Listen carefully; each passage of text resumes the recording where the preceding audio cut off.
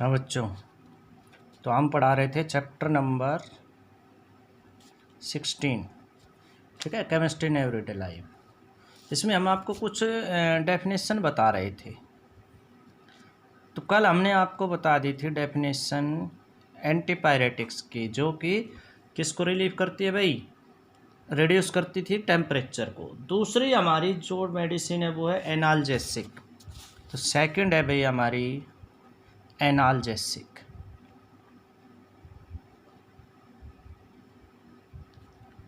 Analgesic क्या होती है बच्चों? ऐसी कोई भी ड्रग्स जो हमें पेन से रिलीफ देती है, लेकिन उसका साइड इफ़ेक्ट बहुत कम होता है, हमारे ब्रेन को इम्पेयरमेंट नहीं करती, चेतना को लुप्त नहीं करती।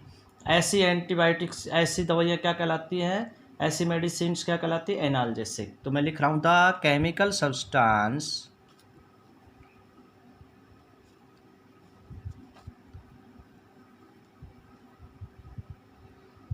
which give relief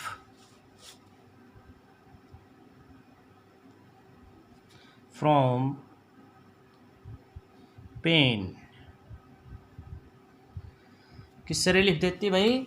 जो पेन से रिलीफ देती है, ठीक है। और क्या करती है? हमें कोई नुकसान नहीं पहुंचाती। Pain without causing impairment. Impairment का मतलब नुकसान नहीं पहुंचाती। इम्पेयरमेंट ऑफ, किसको ज़्यादा नुकसान नहीं पहुंचाती भाई? हमारे ब्रेन को, mental confusion,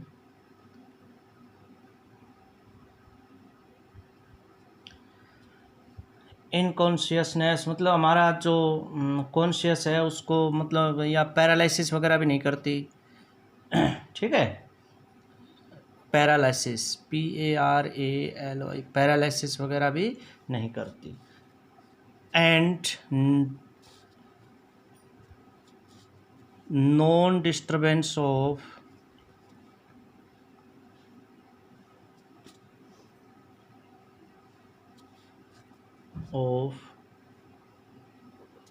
central nervous system.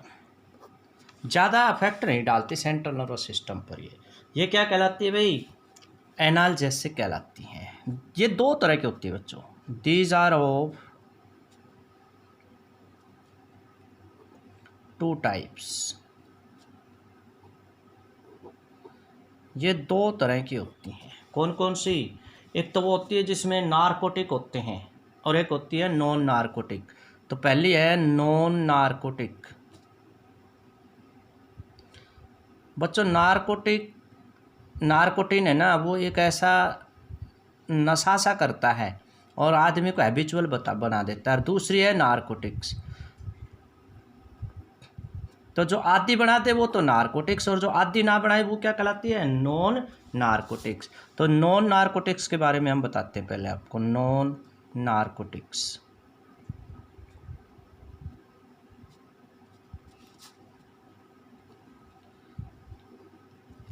Non narcotics क्या होती है भाई?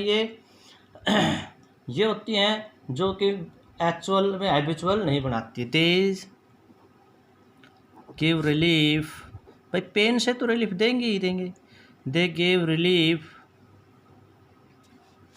From pain and do not make a person habitual. Do not make a person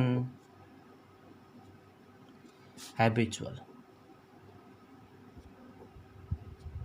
एक व्यक्ति को आदी नहीं बनाती है, जिनमें नारकोटिक नहीं होता, ठीक है। एग्जाम्पल है इसका एस्प्रिन,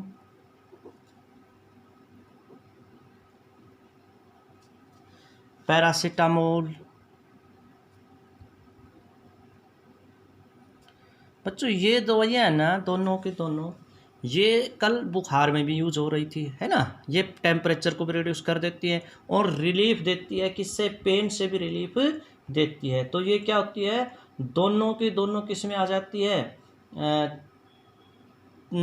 इसमें एंटीपायरेटिक में भी यूज हो सकती है और इसमें भी यूज हो सकती है। दूसरी है भाई narcotics. Narcotics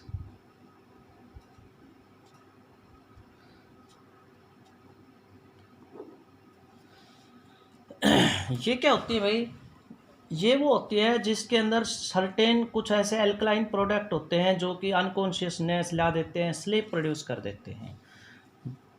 they contain narcotic substance. Narcotics क्या होते हैं, which produce sleep,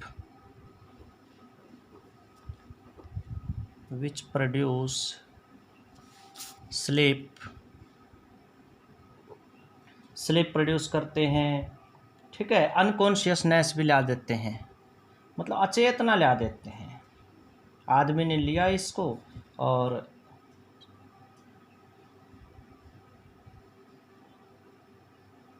SCIOUSNESS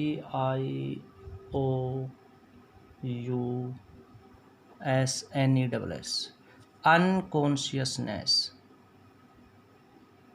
unconsciousness ला देती हैं, which produce sleep unconsciousness. They make habitual, ये क्या बना सकती है, हैबिचुअल बना सकती है किसी भी व्यक्ति को भाई। इसका एग्जाम्पल है बच्चों मॉर्फिन,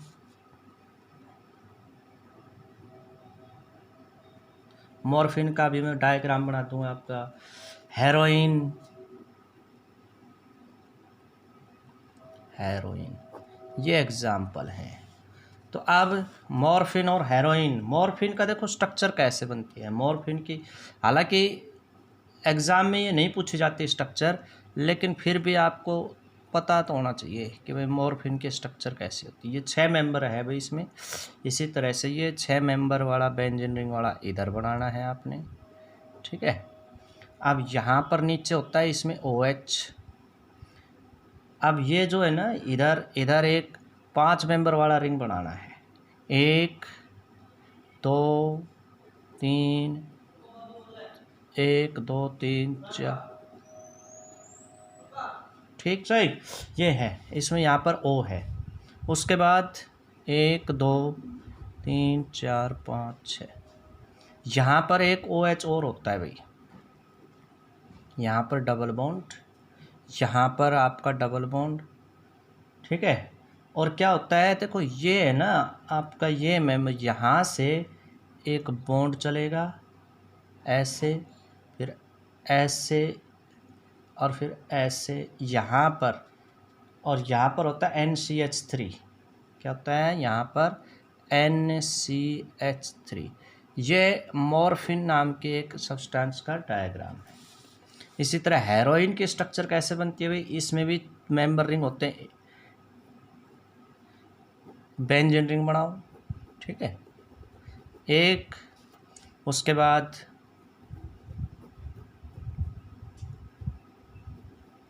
2, उसके बाद नीचे 5 मेंबर वाला, यहाँ पर ऑक्सीजन, ये एक रिंग यहाँ बना दीजिए,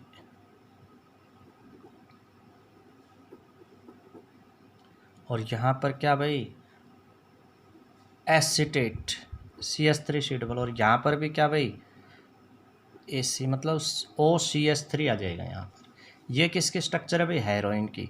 यहाँ पर एक रिंग लगा दीजिए, यहाँ पर एक रिंग लगा दीजिए, यहाँ पर एक रिंग लगा दीजिए, एक रिंग यहाँ पर लगा दीजिए, ठीक है। यहाँ पर आपका NCH3 आ जाएगा। ये स्ट्रक्चर किसकी है, हेरोइन की है बच्चों। उसके बाद ये दूसरी टाइप की थी हमारी एनाल्जेसिक। अब तीसरी ड्रग्स हम पढ़ेंगे वो है भाई ट्रंकलाइजर। क्या है, ट्रंकलाइजर, TRANQUILLIZER।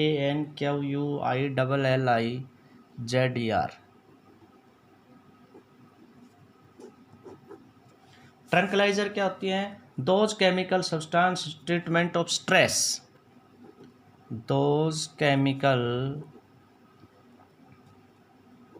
substance which give relief, या यूज भी कर सकते हैं, give used for treatment of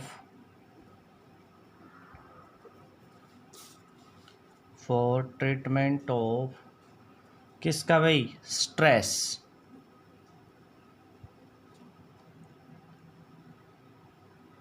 mental disease,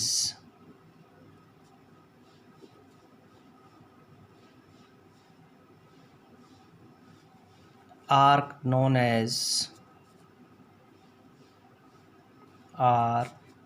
as tranquilizer।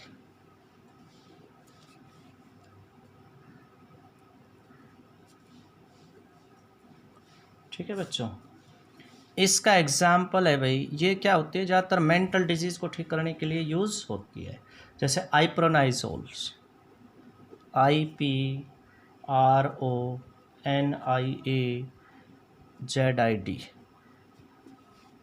इसी तरह से नार्डिल, NARDIL,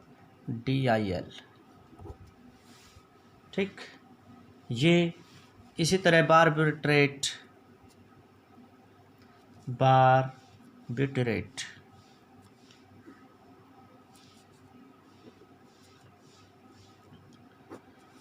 तो बच्चों ये था आज का आपका बारबिट्रेट टॉपिक।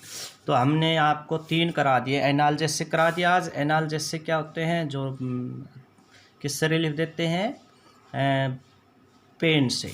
उसके बाद ट्रंकुलाइज़र जो क्या करते हैं, मेंटल स्ट्रेस को कम करते हैं। तो ये इसमें आगे फिर हम आपको कल करवाएंगे एंटीसेप्टिक, डिसइंफेक्टेंट, ये 8-10 हैं भाई, बस इन दवाइयों के नाम हैं मेडिसिन में। तो ये था आज का आपका टॉपिक।